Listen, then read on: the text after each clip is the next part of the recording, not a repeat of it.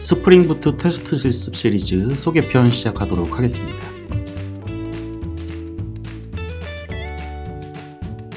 이번 시리즈에서는 도메인 모델 설계하기, 목 MVC로 API 테스트하기, 테스트 컨테이너로 DB 테스트하기를 중심으로 해가지고 시리즈를 제가 준비를 해봤습니다.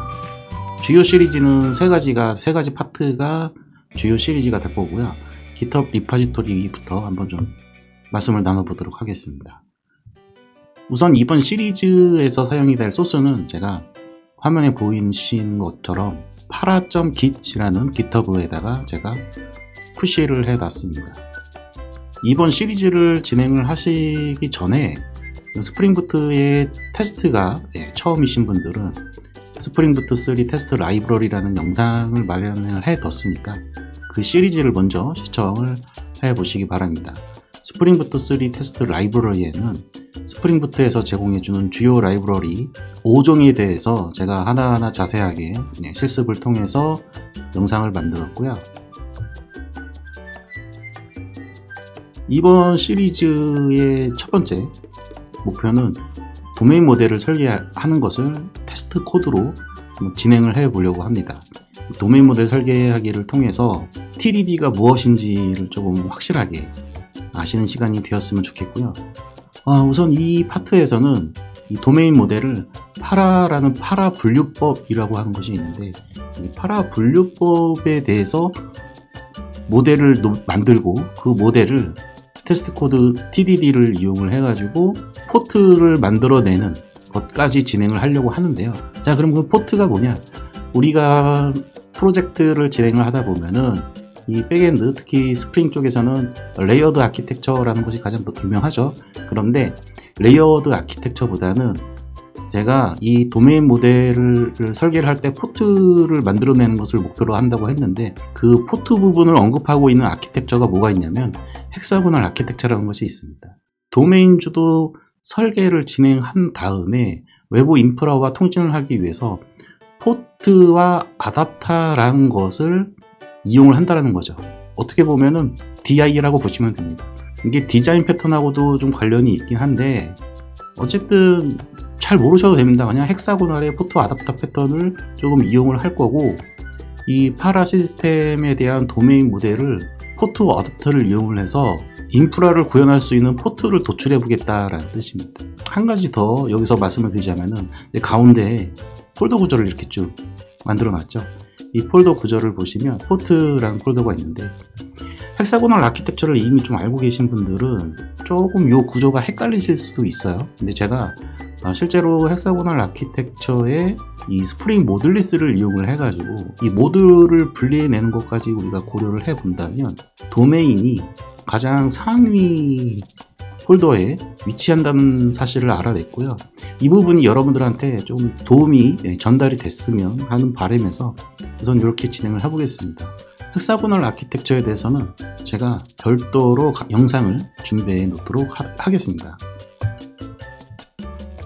자, 다음으로는 우리가 REST API를 구현을 하다 보면은 목 MVC로 스프링부트에서는 테스트를 할 수 있게끔 준비를 해놨습니다. 자, 그런데 이 TDD가 아니라 뭔가 소스 코드의 테스트를 중점적으로 두고 있는 개발자분들 같은 경우에는 이 목이라는 거 자체가 어떤 의미가 있느냐 이렇게 의심하시는 분들이 굉장히 많거든요. 자, 그래서 제가 시리즈에서 실제로 코드를 작성을 하면서 목이 왜 필요하고 목이 어떤 목적으로 필요한 거고, 이 목이라는 게 반드시 필요한 거구나 라는 것을 느낄 수 있는 시간을 제가 마련해 보도록 하겠습니다. 제가 우측에 조그맣게 글자를 슬라이스 테스트라고 했는데요. 이 테스트를 TDD를 하는 것도 중요하지만 또 만들어진 테스트 코드가 자동화돼서 언제든지 재활용될 수 있어야 된다고 생각을 하거든요. 그런데 우리가 지금까지의 테스트 코드들은 너무 무거워서 테스트 하는데 자동화까지는 됐는데 시간이 엄청 오래 걸린 그런 시절을 겪어왔죠. 그래서 이제 개발자들이 생각을 한 게, 그러면 좀 가볍게 우리가 아키텍처가 레이어드 아키텍처를 사용을 한다고 한다면은 컨트롤러면 컨트롤러 부분만 그 다음에 서비스 레이어는 서비스 레이어 부분만, 도메인 모델이 있는 부분이죠. 그 다음에 테스트, DB 테스트다 그러면 DB를 테스트하는 부분만 테스트 해보고 싶은 거죠. 그래서 이런 것들을 이제 슬라이스 테스트라고도 합니다. 이런 내용도 시리즈 영상이 들어갈 겁니다. 다음으로는 테스트 컨테이너로 DB 테스트하기.